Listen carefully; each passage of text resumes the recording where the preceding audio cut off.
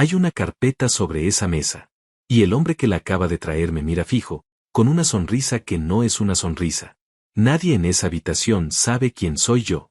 Nadie sabe que soy el CEO de la empresa más lucrativa de esta ciudad. Nadie sabe que gano $60,000 al mes.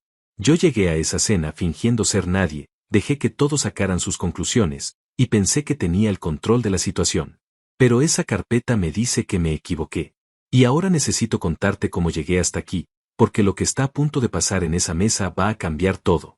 No solo esa noche. Todo. Rebeca entró a mi vida un martes por la tarde, en una reunión que yo no quería atender. Había sido una semana larga, del tipo de semana que te recuerda porque algunas personas lo dejan todo y se van a vivir lejos de todo. 3 contratos en negociación simultánea, 2 conflictos serios dentro del equipo directivo, y una llamada de un banco a las 7 de la mañana que nunca es buena señal a esa hora. Estaba cansado. Estaba de mal humor. Y cuando mi asistente me avisó que había una consultora externa esperándome en la sala de juntas, lo primero que pensé fue que no tenía energía para eso. Pero entré. Y ahí estaba ella. Sentada al fondo de la sala, revisando documentos con una concentración que me llamó la atención desde la puerta. Se levantó cuando me vio entrar. Me extendió la mano. Dijo su nombre con una seguridad que no era arrogancia, era simplemente claridad. Y algo en esa claridad me detuvo por completo. No fue amor a primera vista. Nunca he creído en eso. Fue algo más parecido al reconocimiento. Como cuando ves un lugar por primera vez y sientes, sin poder explicarlo, que ya lo conocías de antes. Nos tomó 4 meses pasar de colegas a algo más. 4 meses de cafés que se extendían mucho más de lo necesario, de conversaciones que empezaban sobre trabajo y terminaban hablando sobre la vida, sobre los miedos, sobre lo que uno construye y lo que uno pierde en el camino. Rebeca era inteligente, directa, y tenía esa capacidad rara de decirte la verdad sin hacerte sentir atacado. Me gustaba eso.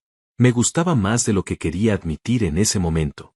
Lo que no sabía todavía era el peso que ella cargaba detrás de esa sonrisa. Su familia era complicada.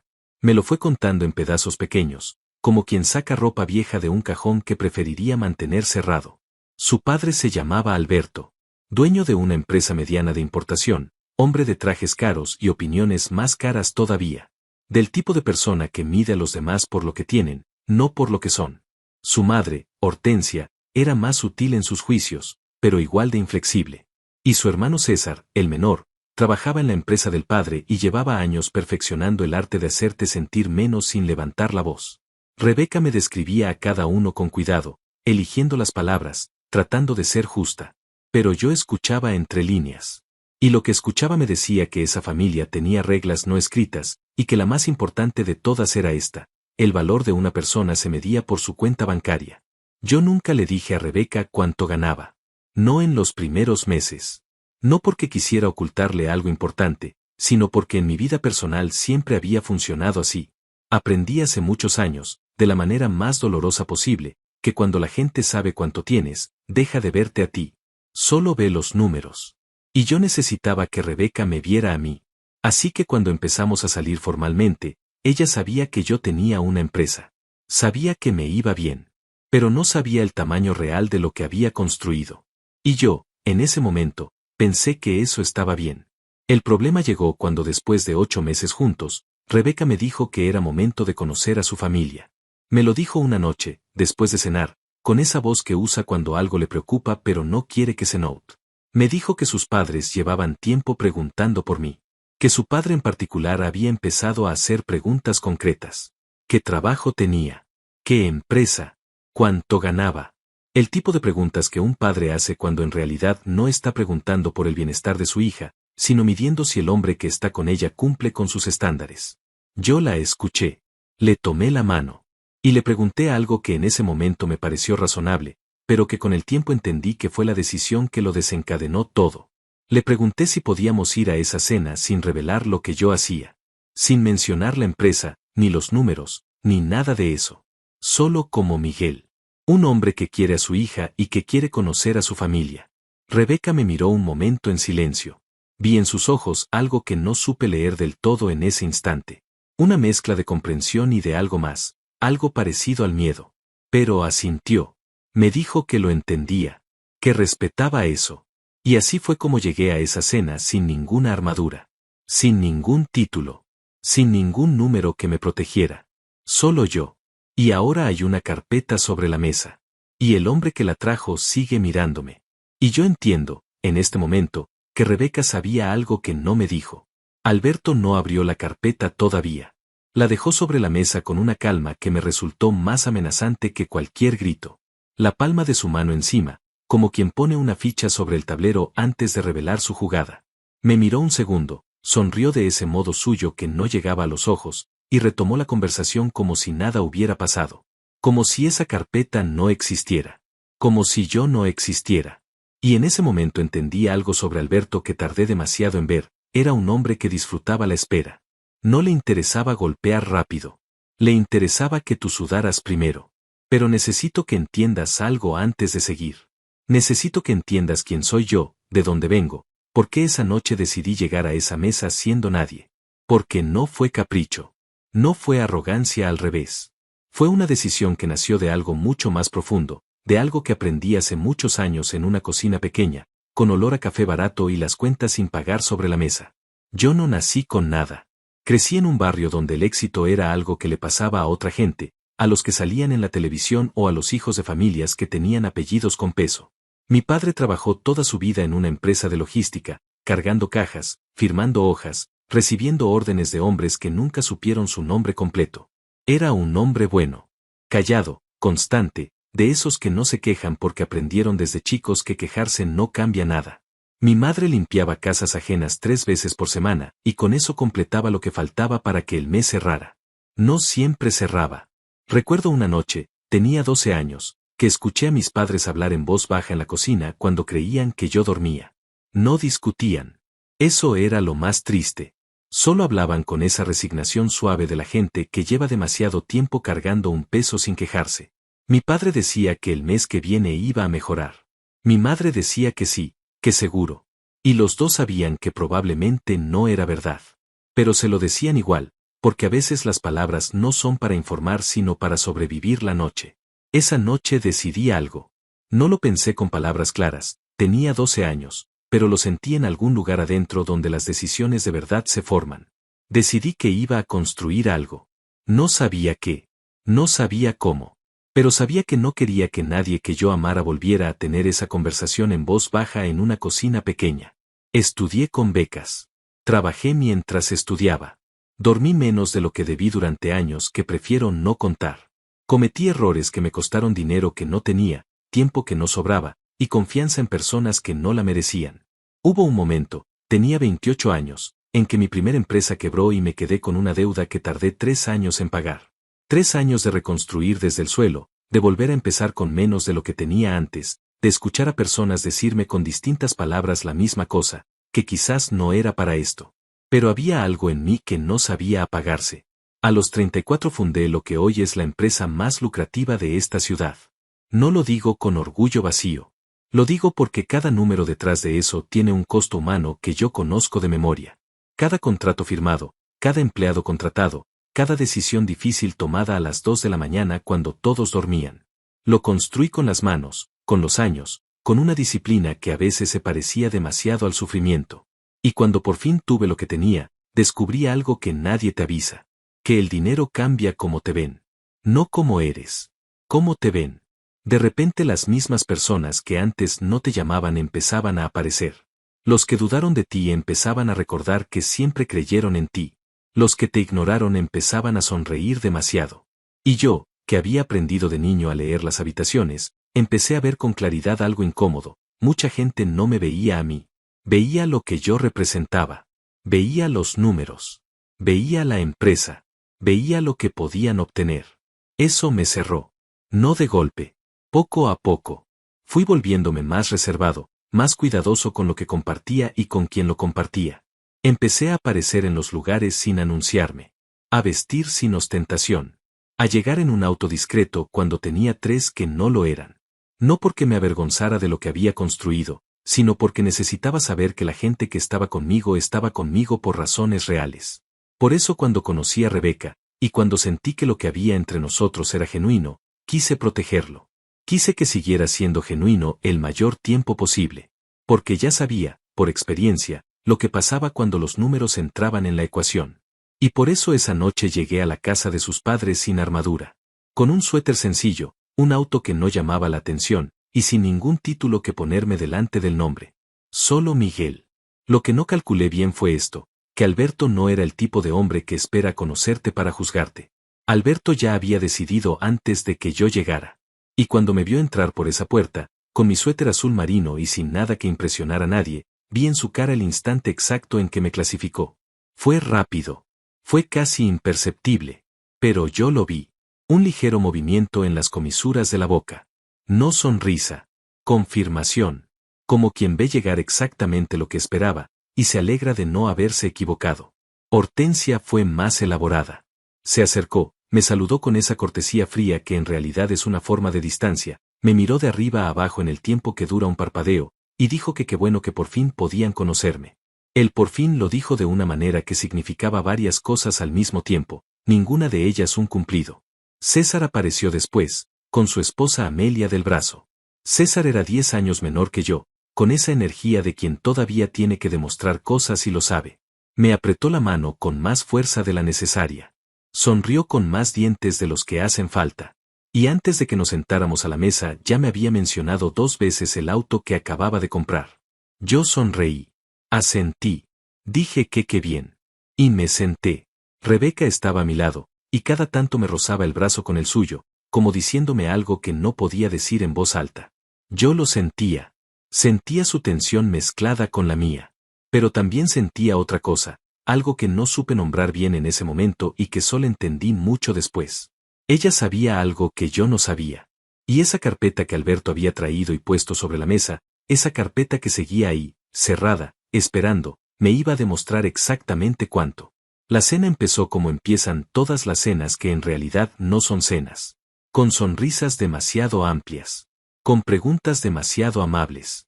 Con esa energía tensa que flota en el aire cuando un grupo de personas está en la misma habitación, pero cada uno tiene una agenda distinta. Alberto presidía la mesa como quien preside una junta directiva. Hortensia supervisaba cada detalle con esa mirada de quien lleva décadas midiendo todo sin que nadie se lo pida. César hablaba más de lo necesario. Y Amelia, su esposa, asentía a todo lo que decía César con una dedicación que me resultó casi admirable. Yo estaba sentado frente a Alberto. No fue casualidad. Estoy seguro de que no fue casualidad. Rebeca estaba a mi derecha, y antes de que empezaran a servir la comida me apretó la mano por debajo de la mesa. Fue un apretón corto, discreto, de esos que dicen muchas cosas sin decir ninguna. Yo lo sentí. Sonreí hacia adelante, hacia la nada, y respiré despacio. La primera parte de la cena fue lo que podría llamarse el calentamiento. Alberto preguntó por el tráfico. Hortensia comentó algo sobre el clima. César mencionó, por tercera vez desde que llegué, que su auto nuevo consumía muy poca gasolina para el tamaño del motor, como si eso fuera una virtud moral. Amelia dijo que la casa se veía preciosa, mirando alrededor con esa expresión de quien evalúa una propiedad que podría interesarle comprar. Yo participé. Respondí. Fui amable. Y esperé. Porque sabía que el calentamiento no dura mucho. Sabía que en algún momento alguien iba a hacer la pregunta. La pregunta real. La que toda esa conversación sobre el tráfico y el clima y el consumo de gasolina estaba postergando con educación fingida. Fue Hortensia quien disparó primero. Lo hizo con esa suavidad suya que en realidad no es suavidad. Sirvieron la sopa, y mientras todos tomaban las cucharas, Hortensia me miró con una sonrisa perfectamente calibrada y dijo, Miguel, Rebeca nos ha contado muy poco de ti. Cuéntanos. ¿A qué te dedicas? Simple, directa, inevitable. Yo tomé un sorbo de agua antes de responder. No para ganar tiempo, sino porque quería que mi voz saliera tranquila. Y dije lo que había decidido decir desde antes de llegar, que tenía una empresa, que trabajaba en el área de servicios y consultoría, que me iba bien. Nada más. Hortensia esperó un momento, como si hubiera más. Como si esa respuesta fuera el inicio de algo más largo y detallado. Y cuando entendió que no había más, frunció levemente los labios. Apenas. 1 milímetro. Pero yo lo vi. Alberto intervino entonces. Con esa voz grave que usaba como instrumento. ¿Una empresa propia? ¿Cuántos empleados? Varios, dije. Y sonreí. Alberto me miró fijo un segundo. Asintió despacio, de esa manera que no significa aprobación sino procesamiento. Como una computadora que recibe un dato insuficiente y lo archiva con una etiqueta que dice, pendiente de verificación. César aprovechó el silencio que siguió. Yo llevo 4 años en la empresa de papá, dijo, con ese tono casual que en realidad no es casual. El año pasado cerramos el mejor trimestre de la historia. Crecimos un 32%. Miró a Alberto con algo parecido al orgullo filial, y Alberto asintió con satisfacción genuina, del tipo que solo tiene cuando habla de dinero o de César. Es que el sector de importación está en un momento increíble, continuó. Hay que saber moverse, claro. No todo el mundo puede.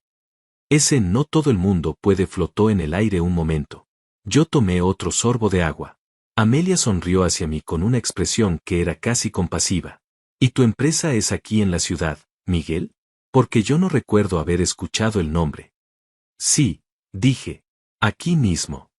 Ay, qué curioso, dijo Amelia. Y volvió a su sopa. Rebeca tensó el hombro que estaba pegado al mío. Lo sentí perfectamente. Quise decirle algo con la mirada, pero ella estaba mirando su plato. La conversación avanzó. Sirvieron el plato principal y con él llegó una nueva ronda de lo mismo, pero más elaborada. Alberto empezó a hablar de sus contactos.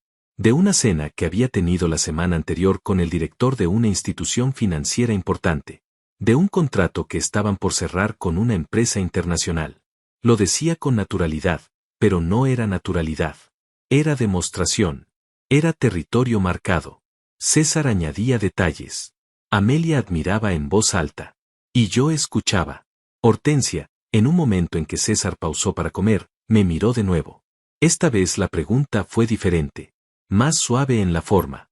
Más afilada en el fondo. Miguel, ¿y tienes casa propia aquí en la ciudad? Lo preguntó como si fuera curiosidad genuina. Como si fuera la pregunta obvia que cualquier madre hace cuando conoce al hombre que sale con su hija. Pero había algo debajo de esa pregunta. Una suposición.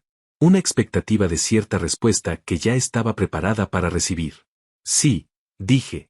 Tengo casa. Aquí cerca. Un poco más al norte, dije.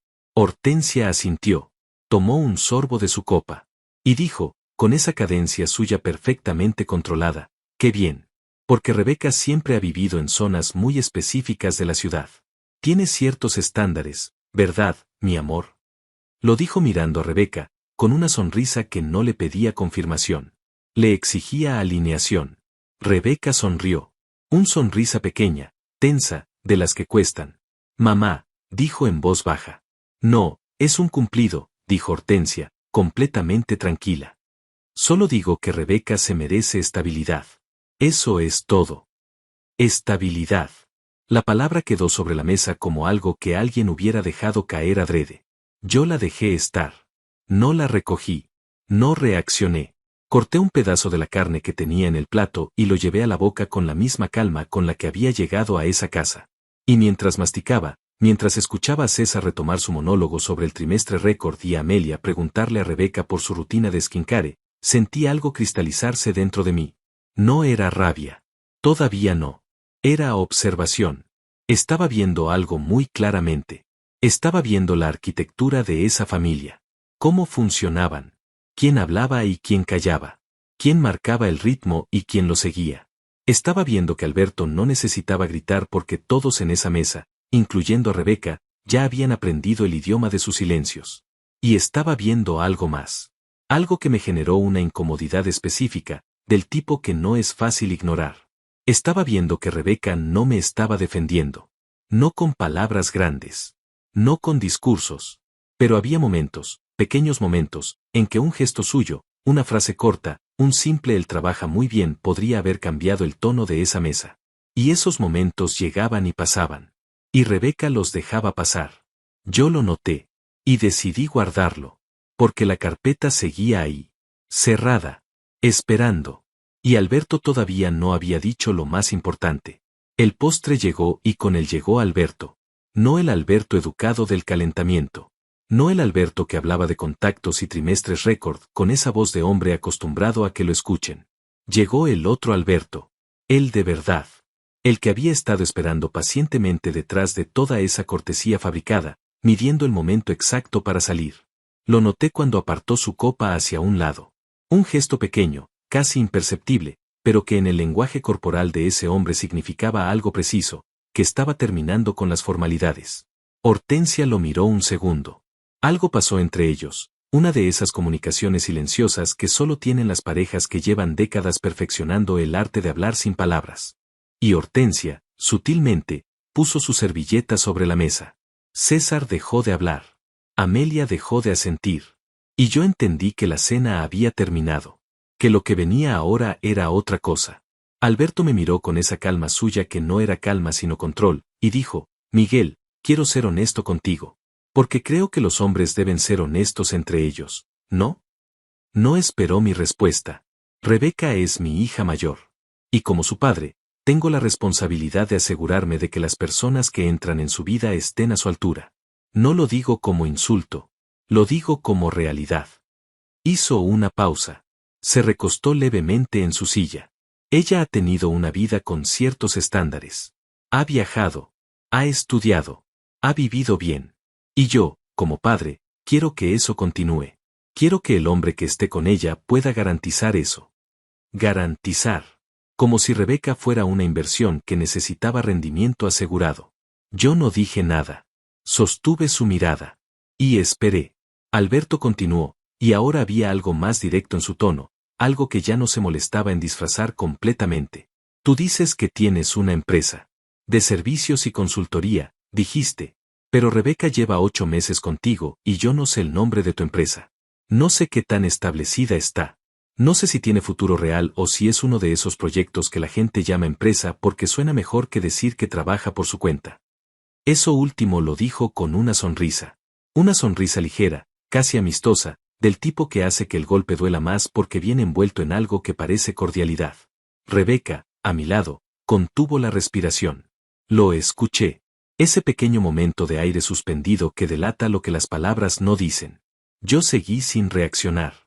Y eso, claramente, no era lo que Alberto esperaba. Porque continuó, y esta vez el tono subió apenas 1 grado, lo suficiente para que todos en la mesa lo notaran. Lo que quiero decirte, con todo el respeto, es que si tus intenciones con Rebeca son serias, necesito saber con qué clase de hombre está mi hija. Necesito saber si puedes darle lo que ella merece. Y por lo que veo esta noche. Hizo una pausa breve, dejó que sus ojos me recorrieran una vez, de manera rápida pero completamente deliberada. Todavía no me queda claro. El silencio que siguió fue de esos que tienen peso físico. César miraba su postre con una concentración que era claramente fingida. Amelia tenía la vista en algún punto neutro de la pared. Hortensia, perfectamente quieta, sostenía su copa con ambas manos como quien espera el final de algo que ya conoce de memoria. Y Rebeca. Rebeca tenía los ojos bajos. No me miró. No dijo nada. Se quedó con la vista en su plato, con las manos en el regazo, y dejó que ese momento pasara sobre ella sin moverle ni un cabello. Algo en mi pecho se movió en ese instante. No era enojo hacia ella. Era algo más complicado. Era la confirmación de algo que había estado sintiendo desde que llegamos y que había preferido no mirar de frente, que Rebeca, en esa casa, con esa familia, no era del todo la misma Rebeca que yo conocía afuera. Que había una versión de ella que existía solo en esas paredes, una versión más pequeña, más silenciosa, más dispuesta a ceder. Y que esa versión me había dejado solo en esa mesa. Pero yo no iba a reaccionar. Todavía no. No porque no tuviera que decir, sino porque había algo que me detenía. Una voz interna, clara y firme, que me decía que el momento no era ese. Que si yo abría la boca en ese instante para defenderme, para explicarme, para justificarme, estaría jugando en el tablero de Alberto. Y en el tablero de Alberto, con las reglas de Alberto, yo siempre iba a perder. Así que hice algo que claramente desconcertó a todos. Sonreí. No una sonrisa grande. No una sonrisa desafiante. Solo una sonrisa tranquila, genuina casi, y dije, lo entiendo, Alberto. Es completamente razonable que quieras saber con quién está tu hija. Alberto parpadeó. Fue casi invisible, pero fue real. No era la respuesta que esperaba. César levantó la vista de su postre por primera vez en varios minutos. Amelia giró levemente la cabeza. Y Hortensia, que hasta ese momento había mantenido una expresión perfectamente neutral, frunció el ceño 1 milímetro. Alberto se recompuso rápido. Era bueno en eso. Me alegra que lo entiendas, dijo. Y volvió a recostarse en su silla, recuperando el territorio.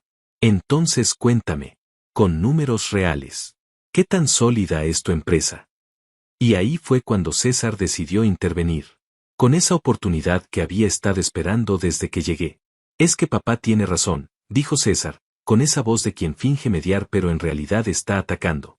No es nada personal, Miguel. Pero nosotros somos una familia que ha construido cosas concretas. Cosas medibles.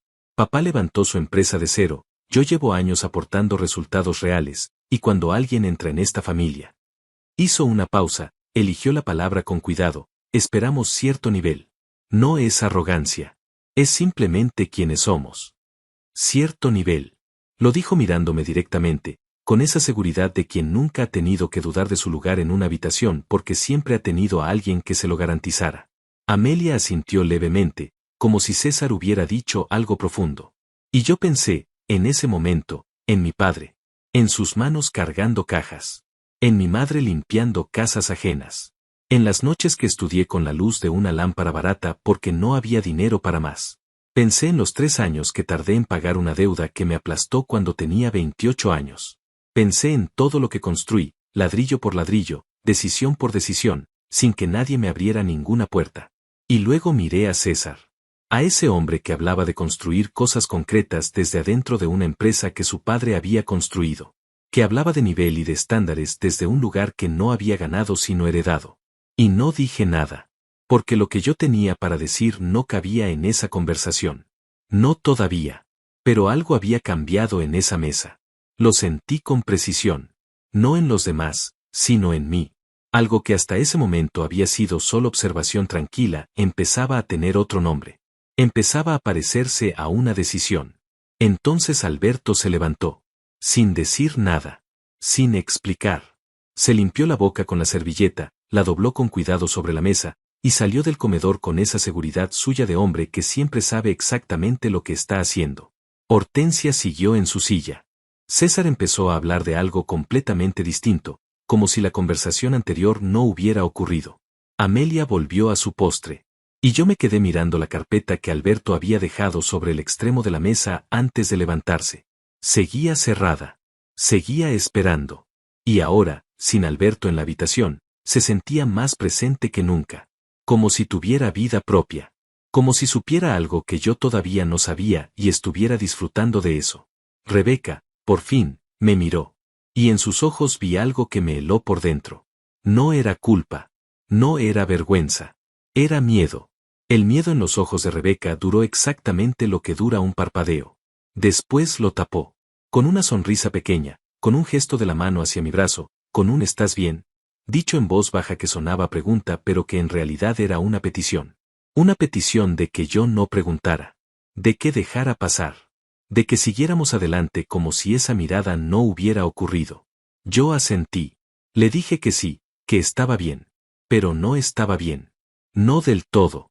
Porque el miedo que vi en sus ojos no era el miedo de alguien que está preocupada por cómo va la noche. Era otro tipo de miedo. Más específico. Más profundo.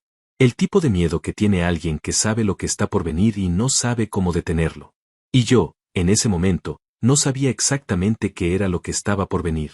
Pero algo dentro de mí, esa parte que había aprendido a leer habitaciones y personas después de años de negociaciones y decisiones difíciles, me decía que Alberto no había salido de ese comedor a buscar un café. Había salido a buscar la carpeta. Pero antes de que volviera, antes de que todo cambiara, todavía quedaban unos minutos. Y César, que parecía tener una capacidad ilimitada para llenar el silencio con palabras que no pedía nadie, los aprovechó completamente. Empezó hablando del viaje que había hecho con Amelia el mes anterior. Europa, dijo. 2 semanas. París, Milano, Barcelona. Lo describió con ese nivel de detalle que no es por compartir sino por exhibir. Los hoteles donde se hospedaron, los restaurantes donde cenaron, las cosas que compraron. Amelia añadía detalles con entusiasmo genuino, del tipo de entusiasmo que tiene la gente cuando su identidad está construida sobre lo que consume. ¿Tú has viajado mucho, Miguel? Preguntó Amelia en un momento, con esa sonrisa suya que siempre tenía algo de evaluación adentro. Algo, dije. ¿A dónde? Insistió, con curiosidad que no era del todo curiosidad. A varios lugares, dije. Y sonreí. Amelia esperó. Igual que Hortensia antes. Igual que Alberto. Esperó que yo llenara ese espacio con nombres, con hoteles, con historias que pudieran ser medidas y comparadas. Y cuando entendió que no iba a hacerlo, que yo era perfectamente capaz de sostener el silencio sin incomodidad, algo cambió en su expresión. No mucho, pero lo suficiente. César retomó el control de la conversación, como siempre hacía cuando sentía que perdía terreno. Empezó a hablar de un proyecto nuevo que estaban desarrollando en la empresa familiar. Una expansión. Nuevos mercados. Números proyectados que mencionó con la naturalidad calculada de quien sabe exactamente el efecto que esos números producen en una mesa. Hortensia escuchaba a César con una atención que nunca me había dado a mí. Y yo miré a Rebeca. Ella estaba con la vista en su copa. Giraba el pie de la copa despacio entre sus dedos, un gesto pequeño, repetitivo, que yo había aprendido a reconocer en 8 meses. Era lo que hacía cuando estaba en un lugar del que quería salir pero no podía. Le puse la mano sobre la suya, despacio, sin llamar la atención. Ella no la retiró. La dejó estar. Pero tampoco la giró para tomar la mía, como hacía siempre que estábamos juntos fuera de esa casa. Y en ese gesto pequeño, en esa mano quieta que no respondía, sentí el peso completo de lo que significaba esa noche para ella. No era solo una cena difícil. Era algo que cargaba hace mucho tiempo. Era la tensión de vivir entre dos mundos que no se hablaban, entre la persona que era con su familia y la persona que era conmigo, y la dificultad enorme, casi imposible, de ser las dos al mismo tiempo en la misma habitación. Lo entendí. De verdad lo entendí. Pero entenderlo no hacía desaparecer lo que había visto en sus ojos minutos antes. Entonces Alberto volvió. Entró al comedor con la misma calma con la que había salido. Sin prisa. Sin ninguna expresión particular en el rostro. Tenía la carpeta en la mano, café y gruesa, con el grosor de algo que contiene más de lo que aparenta. La puso sobre la mesa, a su derecha, sin abrirla. Se sentó. Tomó su copa. Bebió un sorbo. Y siguió la conversación como si nada. Como si esa carpeta no existiera. Como si yo no la estuviera viendo. Pero todos en esa mesa la estaban viendo. Lo sé porque el ritmo de la conversación cambió en el momento en que Alberto volvió a sentarse. César bajó el volumen de su monólogo. Amelia dejó de añadir detalles. Hortensia, que hasta ese momento había mantenido una postura perfectamente relajada, se incorporó levemente en su silla. Y Rebeca dejó de girar la copa. Eso fue lo que más me afectó. Ese gesto tan pequeño. Esa copa que de repente quedó quieta entre sus dedos. Porque me dijo, sin palabras, que ella sabía lo que había en esa carpeta. Que no era una sorpresa para ella. Que llevaba un tiempo sabiendo esto y había decidido no decirme nada. Sentí algo moverse en mi pecho. Algo que no era enojo todavía, pero que se le parecía. Alberto me miró. Y esta vez, por primera vez en toda la noche, su expresión había cambiado. La cortesía calculada seguía ahí, pero debajo de ella había aparecido algo distinto. Algo que en otro hombre podría llamarse satisfacción, pero que en Alberto tenía un matiz más específico. Era la satisfacción del jugador que ya sabe el resultado antes de revelar sus cartas. Miguel, dijo, y mi nombre en su boca sonó diferente que antes. Más pesado. Más deliberado. Quiero mostrarte algo. Puso la mano sobre la carpeta. Y en ese momento, en ese segundo exacto antes de que la abriera, mi mente trabajó rápido. Recorrió posibilidades. Documentos financieros. Investigación sobre mi empresa. Algún contacto que le había dado información. Alguna búsqueda que había hecho con los pocos datos que Rebeca le había dado sin saber que los estaba dando. No supe exactamente qué había adentro. Pero supe que fuera lo que fuera, Alberto lo había preparado con tiempo. Con intención. Con la metodología de alguien que no improvisa. Abrió la carpeta. Sacó un conjunto de papeles y los puso sobre la mesa con una calma que era casi teatral. Los deslizó hacia mí, despacio, como quien sirve algo en un plato. Yo no los tomé de inmediato. Los miré desde donde estaba. Eran documentos. Impresos, con membrete, con números. A primera vista parecían reportes financieros. Análisis de mercado. Proyecciones. He pedido a un conocido que me ayudara a entender un poco mejor el mercado donde operas, dijo Alberto, con esa voz suya de siempre. El sector de servicios y consultoría, como tú lo llamaste. Hizo una pausa. Y lo que encontró fue interesante. Tomé los papeles. Los leí. Y entendí. No eran solo reportes del sector. Había páginas con análisis específicos de empresas. Empresas medianas. Empresas pequeñas. Y en algunas páginas, subrayado con tinta azul con esa precisión de quien quiere que no te pierdas el punto, había información sobre empresas que habían fracasado, que habían cerrado, que habían dejado deudas. No mencionaban mi empresa directamente. No tenían mi nombre. Pero el mensaje era completamente claro. Alberto me estaba diciendo, con documentos y con tinta azul, que había investigado el terreno donde yo operaba. Que sabía, o creía saber, que ese terreno era inestable. Que las empresas como la mía, pequeñas, sin nombre conocido, sin historial verificable, eran exactamente el tipo de empresas que aparecían en esas páginas subrayadas. Era una trampa construida con información incompleta, pero construida con cuidado, con tiempo, con la intención específica de hacerme quedar en esa mesa como exactamente lo que él había decidido que yo era desde antes de conocerme. Levanté la vista de los papeles. Miré a Alberto. Y Alberto me sostuvo la mirada con esa sonrisa suya que no era sonrisa. Con esa seguridad de hombre que cree que acaba de ganar algo. Y entonces miré a Rebeca. Y Rebeca tenía los ojos llenos de lágrimas que no estaban cayendo todavía. Contenidas. Quietas. Como todo lo demás en ella esa noche. Y en ese momento supe dos cosas con absoluta claridad. La primera, que Rebeca sabía que esa carpeta existía. Que no era la primera vez que escuchaba hablar de ella. Que en algún momento, en alguna conversación que yo no había presenciado, su padre le había dicho lo que pensaba hacer esta noche y ella no me había avisado. La segunda, que Alberto, con toda su preparación, con todos sus documentos y su tinta azul y su carpeta café, había cometido un error enorme. No sabía con quién estaba hablando. Todavía no. Pero eso estaba a punto de cambiar. 9:40. Puse los papeles sobre la mesa. Los puse con cuidado. Sin tirarlos. Sin el gesto dramático que quizás Alberto esperaba, ese momento en que el otro hombre pierde la compostura y confirma exactamente lo que pensabas de él. No le di eso. Los puse despacio, los alineé levemente con el borde de la mesa, y levanté la vista hacia él con la misma calma con la que había llegado a esa casa horas antes. Alberto me observaba. César me observaba. Hortensia tenía la vista fija en mí con esa atención quieta de quien espera el resultado de un experimento que ya creía conocer. Y Rebeca, a mi lado, había dejado de contener las lágrimas con tanto esfuerzo. Ahora simplemente estaba quieta. Completamente quieta. Como alguien que ha estado esperando un impacto y ya no tiene energía para seguir anticipándolo. Respiré. Y dije algo que claramente no era lo que ninguno de ellos esperaba escuchar. Alberto, gracias. El silencio que siguió fue diferente a todos los silencios anteriores de esa noche. Los otros habían sido silencios de tensión, de expectativa, de cálculo. Este fue un silencio de confusión genuina. De sistema que recibe un dato que no encaja en ninguna categoría disponible. Alberto parpadeó. Solo una vez. Pero fue real. Perdón, dijo. Qué gracias, repetí. Con la misma calma. Porque esto me dice algo importante sobre usted.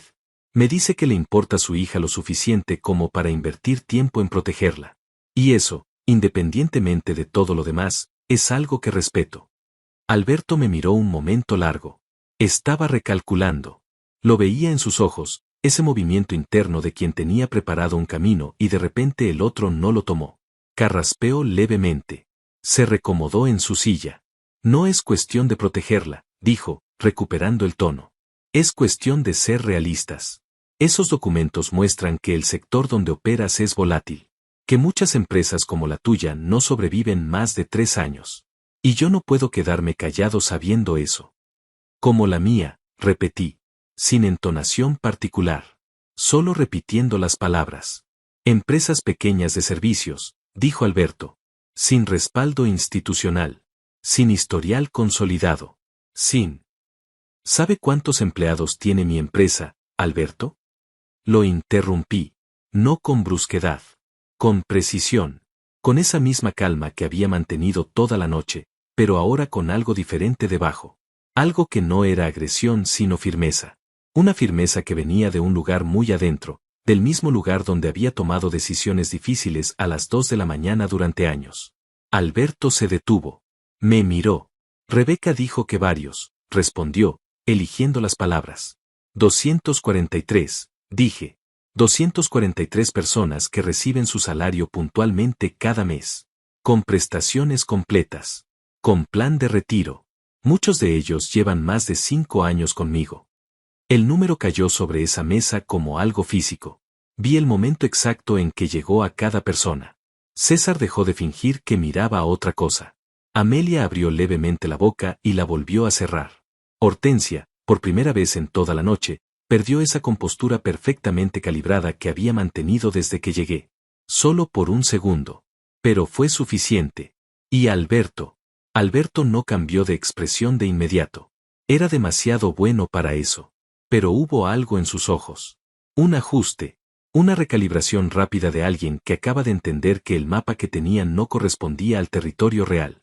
Eso es. Empezó. Y llevamos 8 años operando, continué. Sin prisa. Sin elevar la voz. No 3. 8. Con crecimiento sostenido cada año. Sin deudas institucionales. Con reservas financieras que nos permiten operar con tranquilidad durante años, incluso si el mercado se complica. Alberto cerró la carpeta. Fue un gesto pequeño. Casi involuntario. Como quien recoge algo que de repente ya no quiere que siga sobre la mesa. Pero yo no había terminado. No porque quisiera humillarlo. No era eso. Era porque había algo más que necesitaba decir. Algo que no era sobre números, ni sobre empleados, ni sobre años de operación. Era sobre algo más fundamental. Algo que esa cena había dejado en claro de una manera que yo no podía ignorar. Alberto, dije. Y esta vez usé un tono diferente. Más directo. Más personal. Usted construyó una carpeta con documentos sobre un sector que no conoce completamente, sacó conclusiones sobre una empresa de la que no tiene información real, y esta noche usó todo eso para decirme, frente a su familia, que no soy suficiente para su hija. Lo hizo con educación. Con papeles impresos. Con tinta azul subrayada. Hice una pausa. Pero lo hizo. César carraspeó. Hortensia puso su copa sobre la mesa con un sonido que fue levemente más fuerte de lo necesario. Alberto me sostuvo la mirada. Y en sus ojos vi algo que no había visto en toda la noche. No era enojo. Era algo más incómodo que el enojo. Era el principio del reconocimiento. Ese momento específico en que una persona empieza a entender que cometió un error, pero todavía no sabe exactamente cómo llegar desde donde está hasta el lugar donde ese error puede ser admitido. Solo quería información, dijo. Y por primera vez esa noche, su voz tenía algo diferente. Algo levemente menos sólido. Y yo se la estoy dando, dije. Con gusto. Porque no tengo nada que esconder. Tomé un sorbo de agua. Mi empresa se llama Grupo Aldana. Si la busca mañana, va a encontrar 8 años de historia, contratos públicos verificables, y un nombre que probablemente ya ha escuchado sin saber que era mío. Grupo Aldana. Lo dije con naturalidad. Sin drama. Pero el efecto en esa mesa fue inmediato e inconfundible. César se tensó. Lo vi en sus hombros, ese movimiento involuntario de quien acaba de reconocer algo que no esperaba reconocer. Amelia lo miró de reojo, y en esa mirada había una pregunta que no se atrevió a hacer en voz alta. Hortensia, que hasta ese momento había permanecido en una quietud casi perfecta, se giró levemente hacia Alberto. Solo un giro pequeño. Pero suficiente para decir, en el idioma silencioso de ellos dos, que algo había cambiado. Y Alberto seguía mirándome. Pero ahora había algo diferente en esa mirada. Algo que no era la seguridad del hombre que controla la situación. Era la mirada de alguien que está procesando información nueva y urgente, que está reconstruyendo un mapa en tiempo real, y que todavía no sabe bien a dónde lo lleva ese mapa reconstruido. Porque Grupo Aldana no era un nombre desconocido en esta ciudad. Era el proveedor principal de servicios de logística y consultoría operativa de 4 de las empresas más grandes de la región. Era el nombre que aparecía en contratos que otras empresas querían tener. Era, sin que ninguno de ellos lo supiera hasta ese momento, el tipo de empresa con la que el propio Alberto había intentado hacer negocios 2 años atrás sin conseguir siquiera una reunión. Eso lo sabía yo. Él todavía no sabía que yo lo sabía. Pero lo iba a saber pronto. César fue el primero en hablar. Y lo que dijo me confirmó que el nombre había aterrizando exactamente donde yo sabía que iba a aterrizar. Espera, dijo César. Y su voz tenía una textura completamente diferente a la de toda la noche. La seguridad de antes, esa seguridad heredada de apellido y empresa familiar, había desaparecido. ¿Grupo Aldana? ¿Tú eres? Miguel Aldana, dije. Sí. El silencio que siguió fue el más largo de toda la noche. Amelia miraba a César con una expresión que mezclaba confusión y algo parecido al pánico social, esa sensación específica de quien entiende que ha dicho o hecho algo que no debería haber dicho o hecho pero todavía está calculando exactamente qué fue. Hortensia tenía los ojos en Alberto. Y Alberto tenía los ojos en mí.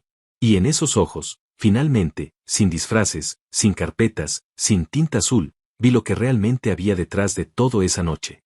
No era protección hacia su hija. No era preocupación genuina. Era jerarquía. Era el need profundo y constante de saber que él estaba arriba. De que nadie que se sentara en esa mesa pudiera estar por encima de él. De que el mundo siguiera teniendo el orden que él había construido en su cabeza durante décadas. Y yo acababa de desordenar ese mundo completamente. Pero entonces miré a Rebeca. Y lo que vi me detuvo en seco. Porque Rebeca no se veía aliviada. No se veía orgullosa. No tenía esa expresión de quien finalmente ve al hombre que ama siendo reconocido después de una noche difícil. Tenía los ojos llenos de lágrimas. Y esta vez sí estaban cayendo. Y en esas lágrimas, en ese momento exacto, entendí que la revelación no había terminado nada. Había empezado algo mucho más difícil. Las lágrimas de Rebeca no eran de alivio. Eso lo entendí en el momento en que las vi caer. Porque el alivio tiene una textura específica en el rostro de una persona. Relaja la mandíbula. Suaviza los ojos.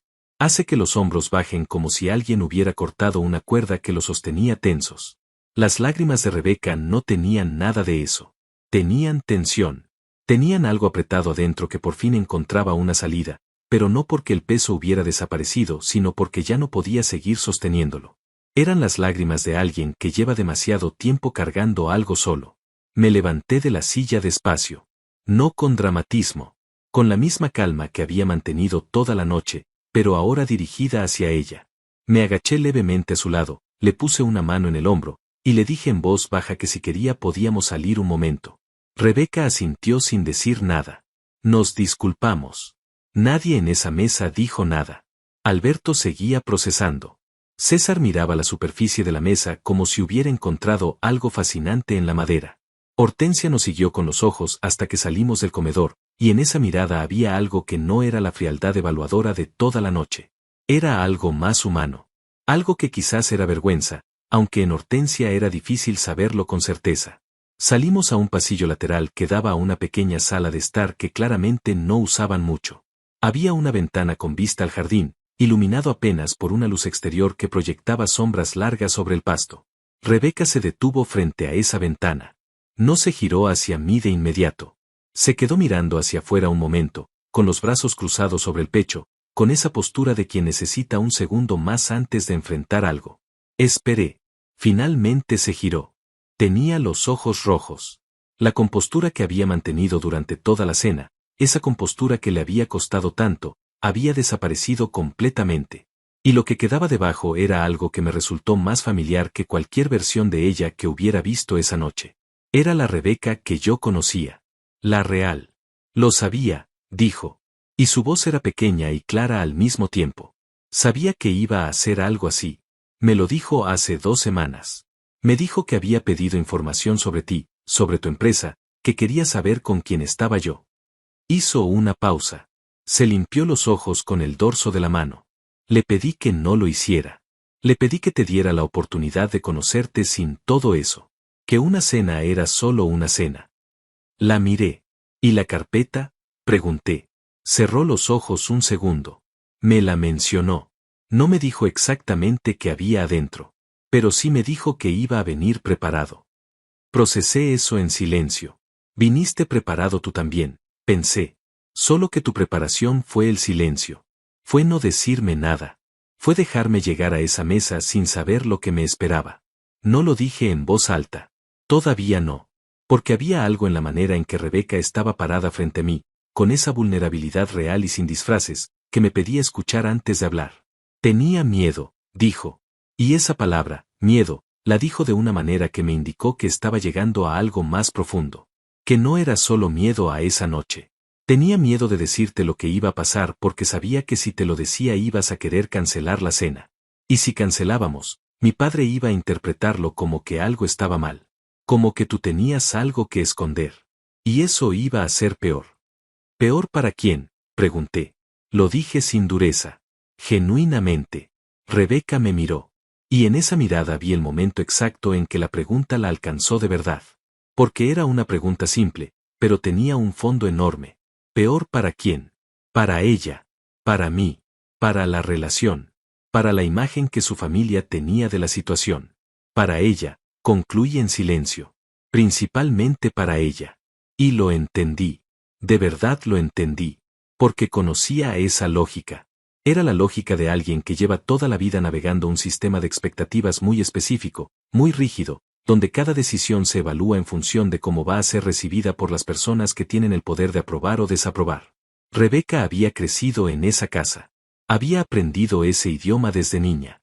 Y aunque afuera de esas paredes era completamente libre, completamente ella misma, adentro seguía operando con los reflejos que ese sistema le había instalado.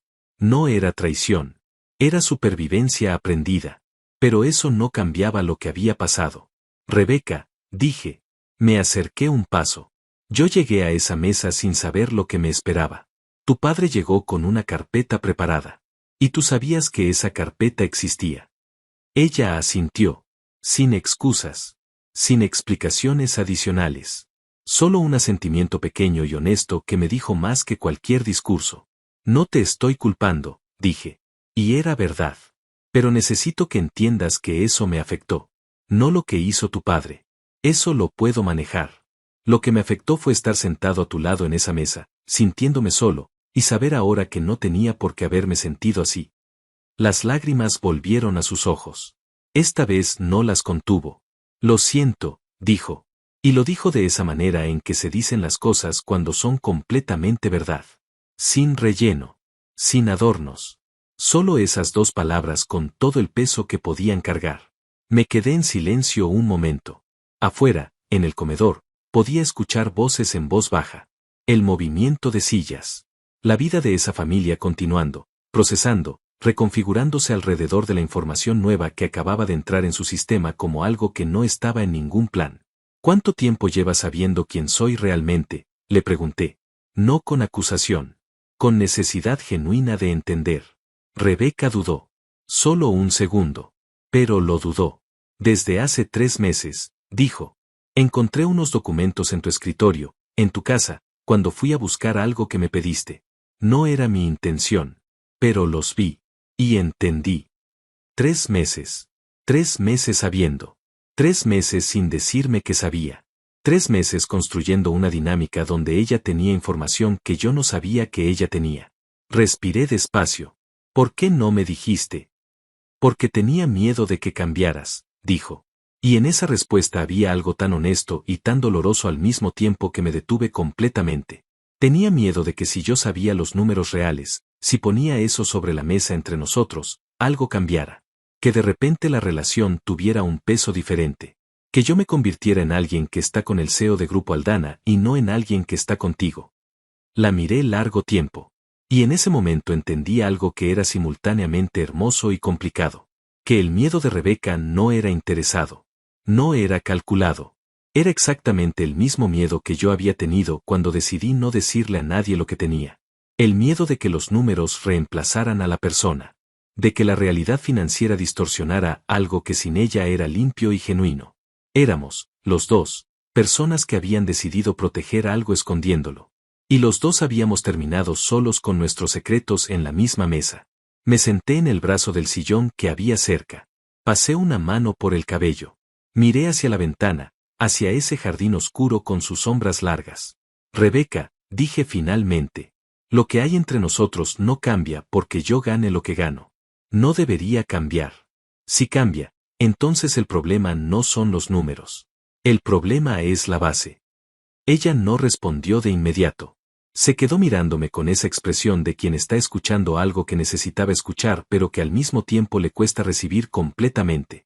¿Estás enojado conmigo?, preguntó. Pensé en la respuesta con honestidad. No estoy enojado, dije. Estoy procesando. Que es diferente. Ella asintió despacio. Y en ese momento, desde el comedor, escuchamos la voz de Alberto. No gritaba. Alberto nunca gritaba. Pero su voz tenía un volumen diferente al de antes. Un volumen que indicaba que había terminado de procesar y que había llegado a alguna conclusión que necesitaba expresar. Rebeca y yo nos miramos. Y los dos entendimos, sin necesidad de decirlo, que la noche todavía no había terminado. Que lo más difícil estaba por venir. Que había una conversación pendiente en ese comedor que no podía postergarse más. Me levanté. Le extendí la mano a Rebeca. Ella la tomó. Y volvimos. Cuando volvimos al comedor, la mesa había cambiado. No físicamente. Los platos seguían ahí, las copas, los restos del postre que nadie había terminado de comer. Pero el ambiente era diferente. Tenía otra densidad. Como cuando entra aire frío por una ventana que alguien abrió sin avisar y de repente la temperatura de toda la habitación es otra. Alberto estaba de pie. No junto a la mesa. Estaba un poco más atrás, cerca del aparador donde Hortensia guardaba la vajilla de ocasiones especiales. Tenía las manos en los bolsillos y una expresión que había cambiado varias veces desde que yo había dicho el nombre de mi empresa, y que ahora había encontrado un punto intermedio entre la compostura habitual y algo que no le salía naturalmente. Algo que en otro hombre habría reconocido de inmediato como humildad, pero que en Alberto llegaba disfrazado de reconsideración estratégica. César estaba sentado. Ya no tenía esa postura de quien ocupa el espacio con confianza. Estaba levemente encorvado sobre la mesa, con los codos apoyados, y cuando Rebeca y yo entramos nos miró con una expresión que combinaba incomodidad genuina con algo parecido a la curiosidad de quien acaba de descubrir que el mapa que tenía del mundo no era tan preciso como creía. Amelia miraba su copa vacía con una concentración que era claramente una estrategia para no tener que mirar a nadie más. Y Hortensia estaba sentada en su lugar de siempre, con la espalda recta y las manos sobre la mesa, pero con algo en su rostro que no había estado ahí antes. Algo más suave, más humano. Como si la capa exterior de esa mujer, esa capa de juicios perfectamente calibrados y cortesía afilada, se hubiera adelgazado levemente en los minutos que habíamos estado fuera. Rebeca y yo nos sentamos. Alberto se movió despacio hacia su silla. Se sentó. Tomó su copa, que estaba vacía, y la giró entre sus dedos un momento sin beberla. Era la primera vez en toda la noche que lo veía hacer algo sin propósito calculado. Era un gesto pequeño, casi nervioso, del tipo que hace la gente cuando necesita hacer algo con las manos mientras ordena los pensamientos. Finalmente me miró. Grupo Aldana, dijo. No como pregunta. Como confirmación en voz alta de algo que seguía procesando internamente. Sí, dije. Hubo un silencio breve. Y luego Alberto dijo algo que claramente le costó. No por las palabras en sí, sino por lo que significaba decirlas. Por el ajuste de posición que implicaban en el orden interno de ese hombre. Intentamos contactarlos hace 2 años, dijo. Para un proyecto de optimización logística. Nos dijeron que tenían la agenda llena. Lo dijo mirando la mesa. No a mí. A la mesa. Lo recuerdo, dije. Y era verdad. Recordaba el nombre. Recordaba haber visto la solicitud y haber delegado la respuesta a mi equipo. En ese momento era solo una empresa más entre muchas que querían trabajar con nosotros. No tenía ningún rostro. Ningún nombre de persona detrás. Solo un membrete y una solicitud que no podíamos atender. Alberto levantó la vista hacia mí cuando dije eso. Y en sus ojos vi el momento exacto en que esa información aterrizó. El momento en que entendió que el hombre al que había traído una carpeta con documentos subrayados en tinta azul era el mismo hombre que 2 años atrás había estado demasiado ocupado para atender una reunión con él. El silencio que siguió fue largo. César fue el primero en romperlo, y lo hizo de una manera que no esperaba. Sin la arrogancia de antes.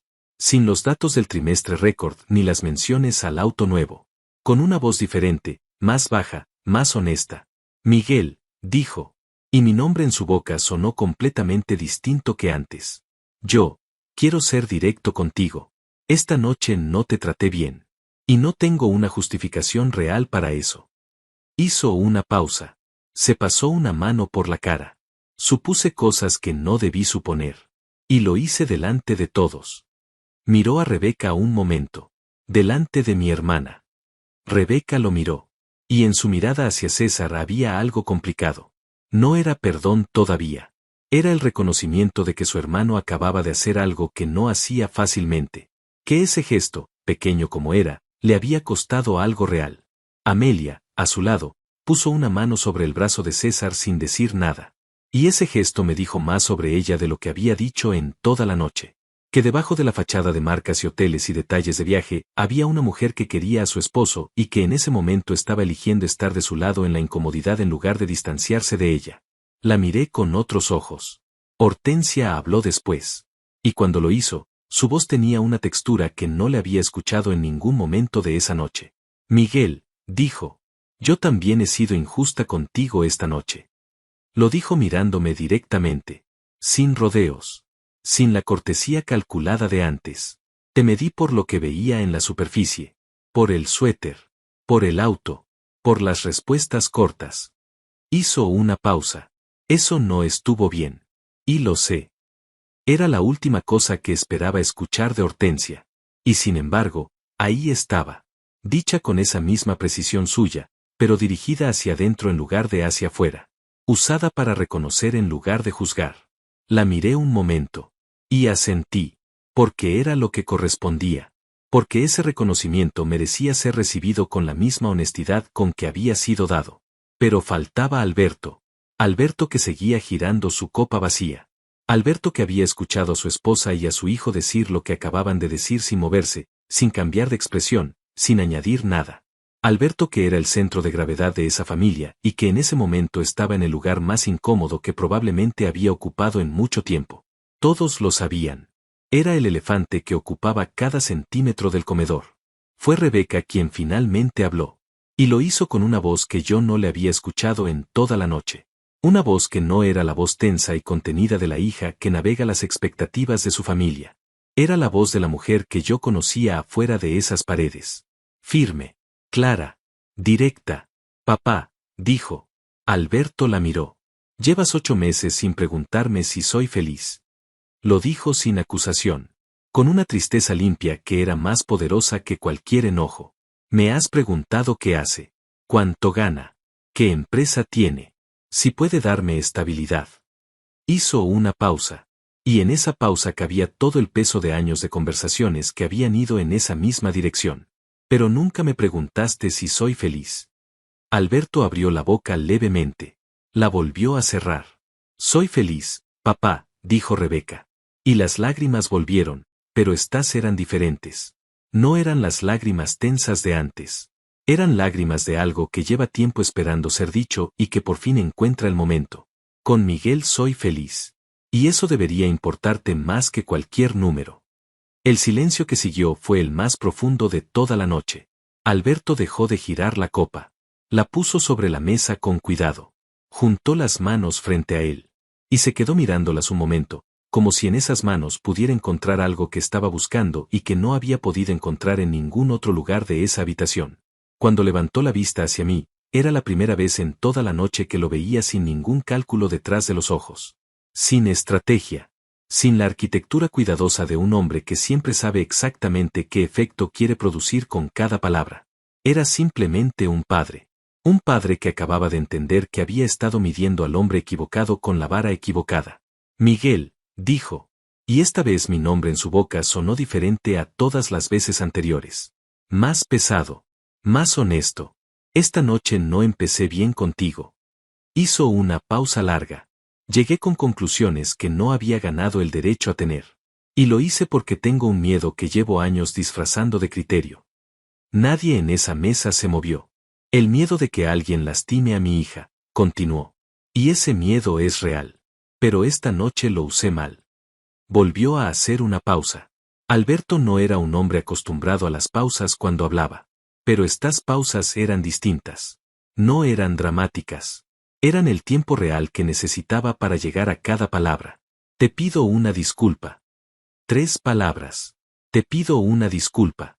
Dichas por un hombre para quien decirlas era probablemente una de las cosas más difíciles que había hecho en años. Yo lo miré un momento en silencio.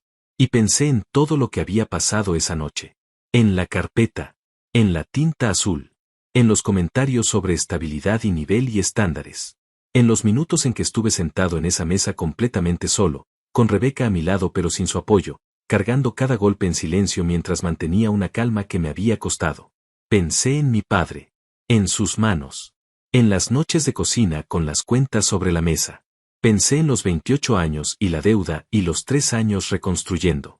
Pensé en todo lo que había construido y en por qué lo había construido. Y luego miré a Alberto. A ese hombre que en este momento no era el antagonista de ninguna historia. Era solo un hombre mayor, con miedos que no había sabido manejar bien, sentado en su propia mesa tratando de encontrar el camino de regreso a algo que había dañado sin querer dañar del todo. La acepto, dije. Y lo dije en serio. No porque la noche hubiera sido fácil. No porque el daño no hubiera existido. Sino porque había algo que era más importante que tener razón en ese momento. Algo que tenía que ver con el tipo de hombre que yo quería ser. Con lo que había aprendido en años de construir cosas reales. Que la venganza no construye nada. Que el reconocimiento genuino merece una respuesta genuina. Y que si Rebeca era la mujer que yo creía que era, esta familia era parte de su vida. Y lo que pasara en esa mesa esa noche iba a importar mucho más allá de esa noche. Alberto asintió. Y por primera vez desde que llegué a esa casa, respiró de verdad. El aire de ese comedor era diferente. No completamente diferente. No de la manera en que las cosas cambian en las películas, con música de fondo y luz dorada y todo el mundo abrazándose. Era más sutil que eso. Era ese tipo de cambio que solo ocurre cuando un grupo de personas ha atravesado algo juntos y sale del otro lado sin saber exactamente cómo nombrarlo, pero sintiendo que algo real había pasado. Que algo que estaba cerrado se había abierto. Que algo que estaba tenso se había soltado, no del todo, pero lo suficiente para respirar. Hortensia se levantó y fue a la cocina sin decir nada. Volvió con una cafetera y tazas, y ese gesto tan doméstico, tan ordinario, tuvo el efecto de devolver al cuarto algo de normalidad. Como cuando después de una tormenta alguien abre una ventana y entra aire fresco y de repente la habitación vuelve a ser una habitación. César pidió disculpas otra vez mientras Hortensia servía el café. Esta vez no de manera formal. De manera lateral, casi casual, la manera en que los hombres como César piden disculpas cuando ya lo hicieron una vez de frente y necesitan reforzarlo sin volver a ponerse en el lugar vulnerable de antes. Me dijo que Grupo Aldana tenía una reputación extraordinaria en el sector. Que lo había buscado en el teléfono mientras Rebeca y yo estábamos en el pasillo.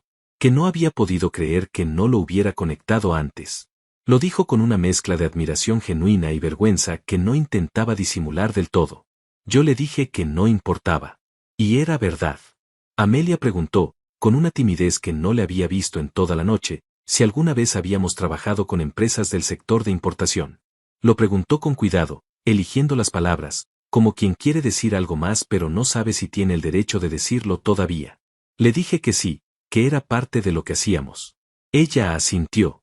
Miró a César.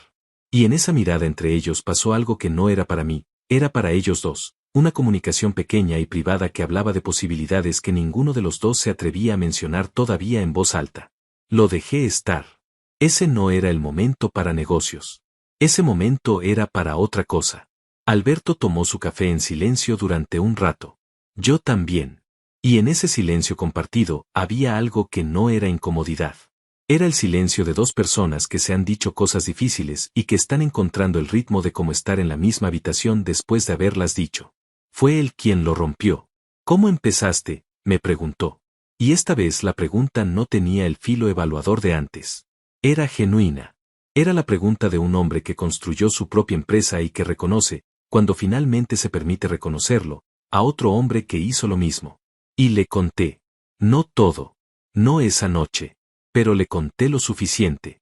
Le conté de los comienzos, de los primeros años, de la empresa que quebró cuando tenía 28 años y de lo que aprendí en los 3 años que tardé en recuperarme. Le conté de las decisiones difíciles y de las noches largas y de los momentos en que quise dejarlo todo y no lo hice, no por orgullo sino porque había algo en mí que simplemente no sabía parar. Alberto me escuchaba. No con la atención calculada de antes. Con otra atención. La atención de alguien que reconoce una historia porque tiene partes de la suya propia adentro. Porque Alberto también había construido desde cero. También había tenido noches largas y decisiones difíciles y momentos en que el suelo se movía. Lo había olvidado, quizás, debajo de los años de éxito y de trajes caros y de la identidad sólida del hombre que llegó y se quedó. Pero estaba ahí. Y mientras yo hablaba, podía verlo recordarlo. En un momento levantó la mano levemente, un gesto pequeño, y dijo, yo también perdí todo una vez. Antes de que César naciera. Lo dijo mirando la mesa. Hortensia y yo vivimos 2 años en un apartamento que no tenía calefacción porque no podíamos pagar una mejor. Hizo una pausa. Lo había olvidado. O me había acostumbrado a no pensarlo. Hortensia, que estaba sirviendo otra ronda de café, se detuvo un momento. Lo miró. Y en esa mirada entre ellos dos había décadas. Había cosas que ninguno de los dos iba a decir en esa mesa, pero que los dos sabían perfectamente. Eso no te lo olvidas, dije. No, dijo Alberto. No se olvida. Y por primera vez en toda la noche, sentí que estábamos hablando de verdad. No de empresas, ni de números, ni de estándares. De algo real. Del tipo de cosas que le pasan a los seres humanos cuando construyen algo desde la nada y cargan con el peso de ese proceso durante el resto de sus vidas, aunque el proceso haya terminado hace mucho. Rebeca estaba a mi lado escuchando. Tenía las manos alrededor de su taza de café, y sentí su pierna pegada a la mía debajo de la mesa. No era el contacto tenso y discreto de antes. Era otro tipo de contacto. El de alguien que está exactamente donde quiere estar. La miré un momento. Ella me miró. Y en su mirada vi algo que había esperado ver desde que llegamos a esa casa. No alivio exactamente. Algo más tranquilo que eso. Algo más permanente. Era la mirada de alguien que ha sobrevivido una noche difícil y que sale del otro lado sabiendo algo que antes solo esperaba, que la persona que tiene al lado es real. Que no se quiebra. Que cuando el suelo se mueve no desaparece. Le apreté la mano por debajo de la mesa. Ella la apretó de vuelta. Nos fuimos cerca de la medianoche. Alberto nos acompañó hasta la puerta.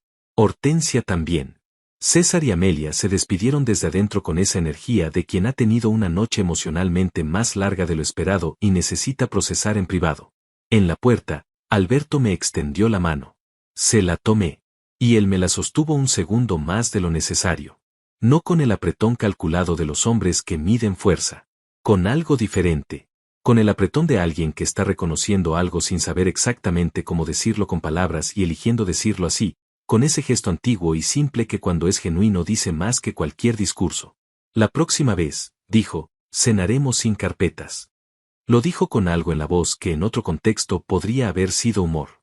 Y en ese momento, en ese umbral, con la noche afuera y la casa adentro y todo lo que había pasado entre esas paredes todavía flotando en el aire, funcionó como humor. Pequeño. Honesto. Del tipo que solo aparece cuando la tensión real ha pasado y lo que queda es suficientemente humano para permitirse algo liviano. Sonreí. La próxima vez, dije, vengo con hambre de verdad. Alberto soltó una carcajada corta. Genuina. La primera de la noche. Hortensia nos dijo buenas noches con una calidez que no había tenido al recibirnos. No exagerada. No performativa. Simplemente real. Del tipo que tienen las personas cuando bajan la guardia porque ya no hay nada que defender. Caminamos hacia el auto en silencio, Rebeca y yo. La noche afuera estaba fría y quieta. Las luces de la calle proyectaban círculos amarillos sobre el pavimento. Nuestros pasos hacían un sonido limpio y rítmico que era lo único que se escuchaba. Cuando llegamos al auto, Rebeca se detuvo antes de entrar. Se giró hacia mí. Y me miró de esa manera suya que no necesita palabras, pero que esta vez sí las tenía. ¿Estamos bien?, preguntó. La miré un momento. Pensé en todo lo que había pasado. En la carpeta y la tinta azul y los silencios y el miedo en sus ojos y la mano que no respondió y las lágrimas y la conversación en el pasillo y todo lo que habíamos dicho y todo lo que todavía faltaba por decir en otras noches, más tranquilas, sin una mesa llena de personas midiendo cada palabra. Pensé en que las relaciones reales no son las que no tienen tormentas. Son las que sobreviven las tormentas y salen del otro lado sabiendo algo más sobre lo que tienen. Estamos bien, dije, pero vamos a hablar. Ella asintió. Sin resistencia. Sin miedo esta vez. Lo sé, dijo. Y quiero hacerlo. Entramos al auto. Arranqué el motor.